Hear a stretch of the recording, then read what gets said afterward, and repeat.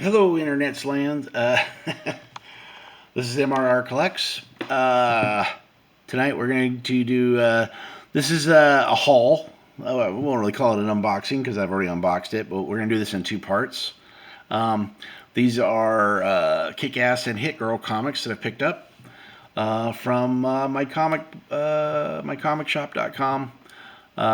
Anyways, it's my first order from them, and I'm pretty happy with them because they're carrying back issues. I stopped collecting comics mostly in 2016, so I picked up Kick-Ass 1, 2, and 3 series and Hit Girl, the first series. I had two of the 1 in 100 sketch covers of the number 1 of Hit Girl. I went in pretty heavy on that one. I've got I believe all of the variants in number 1, and love the movies, love the concept, and I like the artwork. John Romita Jr. and the other artists now that are contributing. It's original. I mean, even though this is a later series, but it's not the umpteenth million Batman comic. So here's what I got in no particular order. I'm just going to show you the covers. It's going to be the mix because been busy, and I'm the way I store my comics. I'm going to have to rebag and board all these, even though I'm glad that they shipped them bagged and boarded. That was nice. But these look like they're Silver Age boards and bags, so they're really kind of shifty in them, and I just that's just not the way I like to store my stuff. I like to double bag and board, and then as I've stated previously, I will. My technical term is flippy floppy, righty fronty front to backy. In other words, to protect the spines because to prevent roll and stress in the box because with the staples and with the binding, when you put 100 comics all facing the same direction, they tend to warp and can cause damage. So you can only do what you can do. I mean, I'm not going to slab or I'm thinking about Mylars, but geez, the cost of those. So I think double bagging and boarding because for the most part that keeps the bottom edge a little bit more protected than it would be just in a single bag. But I know I've said this before, and I'll probably annoy you with it, but I'm okay with that. I'm married, so I'm used to annoying people. And I haven't put the stickers off, so just bear with me.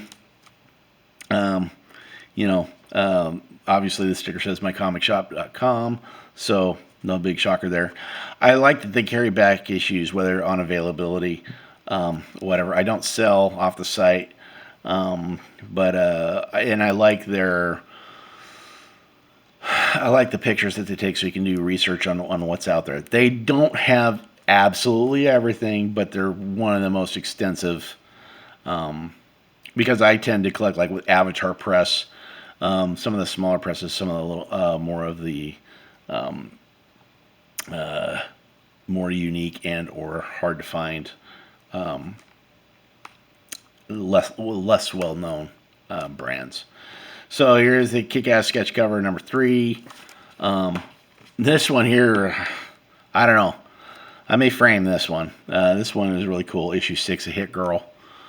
These are from 2018, I believe. Actually, there was the 2 series, so there's, you get my drift. Plus, you can always go to mycomicshop.com and check them out. I still love the series. I think what they do, like with Hit Girl, I think she's coming of age. What I'd love to see is that if she got like recruited by Shield or, well, now it's an Image book, but it started out as Icon, which is a Marvel imprint. So who knows? But it's big enough to be a franchise, so they will want to make money in the future. And even though Chloe Grace Moretz really stole the show in the Kick-Ass movies, and this Kick-Ass 2 was actually the Hit Girl comic story, pretty much. So you know, it's got a lot of meat that they can flesh out. Yeah, meat and fleshing out. Yeah, that's what it is. Anyways, Canada 4 of 4. This is issue number 8. It's okay. I think this might be, not sure, this might be the A cover. Issue 12. Fit Girl. Okay, here's Kick-Ass, and I love this. I don't know. They may have to do their... I'd love to see a new movie because obviously Kick-Ass has changed a little bit, maybe for the better. Again, love strong female leads. Love that, I don't know if it's just a trend, but really cool concept. I'd like to see them of a passing of the torch. That's what I'm thinking. I'm not a reader, so this is just me guessing by covers because the artwork on this is awesome. And I could really... I'd love to see another movie. Let's see here. Hit Girl issue 2 of this. And this is the Kevin Smith run. So that's kind of cool. I didn't even know. I was just catching up on some of the Hit Girl stuff because I love the Hit Girl covers and the whole concept. Sketch covers. I don't think they're any more... I don't think they're... it's a variant, and there's color covers and sketch covers. Doesn't look like the sketch covers are much harder to get than the color versions. So I don't think they're a metered or a graduated scale, or whatever you can call it. It's very late. It's now in the 1 o'clock, 2 o'clock-ish hour in the morning. Number 9, sketch cover, kind of like this one. Now, when I was going through, and again, availability, I looked for near mint covers, and hopefully the spine's not completely messed up on that. But so, and I'm perfectly happy because I got them for a pretty decent price. Now, they weren't $1 a piece, but you know, for $100, I got 33 books. So you know, average $3 a book, if that. And obviously they're mingling, so Hit Girl and New Kick-Ass are in the same. They're interacting in the storyline, so that's really cool. Yeah. Again, I would love to see this rendition because I don't know. Maybe I'll have to go get the trade, or which I'm not a trade paperback. My trade paperbacks are end caps to my boxes. So, but it's a pretty cool cover. Oh, and that was a Kick-Ass one. So this is, and there's a Hit Girl. It's part 2 of 4. That's the Jeff Lemire run. And Mark Millar. This was number 2 of Kick-Ass. And so I just picked up anything I could pretty much get. I did get quite a few variants. You know, again, I don't know if the sketch covers are any more rare. I'll probably go back if I can get the near mints and the colors. I probably will. But some of them, they were only available near mint, and that's what I try to collect. I'm looking for the best, obviously the best condition. But so I got the color, and this is the sketch of the. So there are some dupes as far as because if I was able to get the color and the sketch, I pretty much did. May have to make a spreadsheet to figure out which ones I have, but number 12, 1 of 4. As a matter of fact, well, let's just do this in one video. So I'm not gonna split this up. But we got time, and it's getting late, so I'm just gonna run through these. Let me move this out of the way. So this is the Kevin Smith number 1 run. I think it was a 2018 and a 2019, and I think the one's still going. So I did get the color of number 5. I saw the sketch. I haven't really had time to go through and organize these or really look at them. I don't know if did I ever get these? No. I don't know why. Oh, I think the Hit Girl one. I'll have to find it, but there was one with Kick-Asses in the middle and Hit Girls on the outside or something. We'll see. I just like the covers of the characters, man. It's Mark Millar run, number 3. Hit Girl with some, looks like some, she's in Rome, so it's nice big ol', yeah, looks like they're having just a good old time.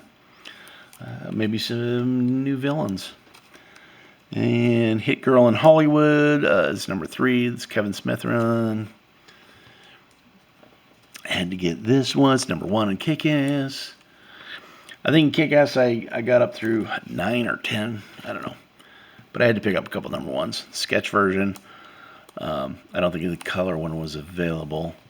But that was a cool cover. And, you know, it's kind of, I don't know. Hopefully they're going to pass on to, you know, the next generation, or somehow Dave. Yeah, that's obviously not Dave. I'm going to say that's not Dave unless there some work's been done. So, Torch has been passed in some version. Hit Girl number 7, and Brother Canada. Kick-Ass number 6. Hit Girl looks like the toy cover, and that's a number 1 variant, and issue number 1. Kind of more of a cartoonish, you know, it's okay. I was able to get it. The one that I believe when it first came out that everybody was wanting, I think there might be a convention version that has blood on it or something. But, you know, perfectly nice day, no attitude. Yeah, it's all good. Anyways, and the last one out of the bunch, number 1. So that was about $100 with shipping. So I think it was 85-ish and 15 in shipping, but I was really happy. And they were pretty fast in shipping, and I'm still waiting. I made the mistake. I ordered from Boom some comics, but I ordered one that was a pre-order, so they're holding it. I probably won't get the dang thing till November, which is something I'm going to have to remember with.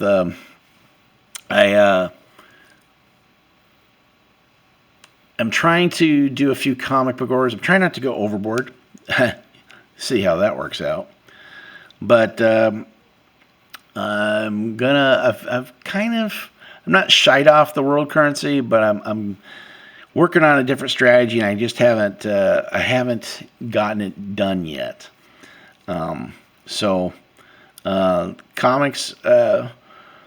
It's kind of funny because we're kind of stable enough with the living situation where I feel like I can probably, you know, get a few more. It seems like with Boom and Image, there's, you know, I missed the Ice Cream Man craze, and here's the thing: I'm not going to go out and spend $50 for one book. One of my rules is to identify what's going to be hot, to see it, understand that that's a cool concept, and buy, you know, 2 or 3 copies of it, whatever. I mean, I have 3,000 comic books without really even trying, and that's a lot of short boxes. So, I'm tempted to get a previews and kind of start looking through and seeing what looks cool.